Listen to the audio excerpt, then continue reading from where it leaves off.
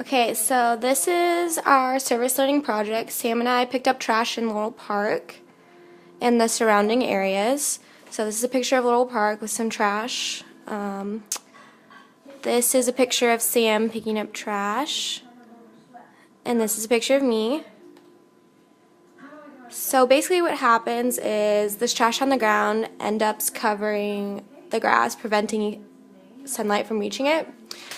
Producers such as grass need sunlight to undergo photosynthesis. Without sunlight, the chloroplast cannot undergo light-dependent reactions, which means they cannot produce ATP and hydrogen, which are needed in the light-independent reaction to create a carb. Without the production of carbs, the plant will die because it's a heterotroph, meaning it cannot just eat carbs like humans do. It has to produce them, and carbs are needed to fuel the cellular processes of the plant. Essentially, the trash is starving the grass.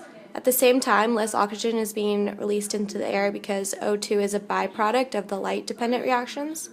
This has a direct impact on our health and well-being as well as the Earth's. Okay, another aspect is the chemical contamination of trash. Contamination from improper waste disposal can interfere with normal life processes. For example, soil contamination can take place from pieces of trash such as water bottles, which release contaminants like DEHA, which is a carcinogen that would act to either turn on proto-oncogenes or turn off tumor suppressors, or it could do both. DEHA leads to reproductive and liver issues, as well as weight loss. Even trash, as seemingly harmless as newspaper, can leach its ink into the soil, which poisons plant life and, as a result, animal life as well.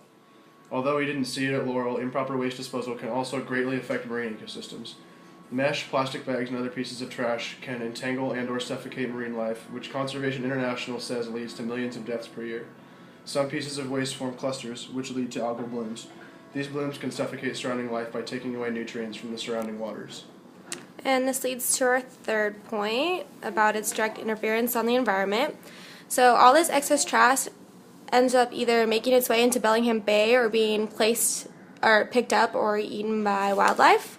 Many animals end up choking on the trash, and in aquatic environments, trash bags often closely resemble other marine animals such as jellyfish and are eaten.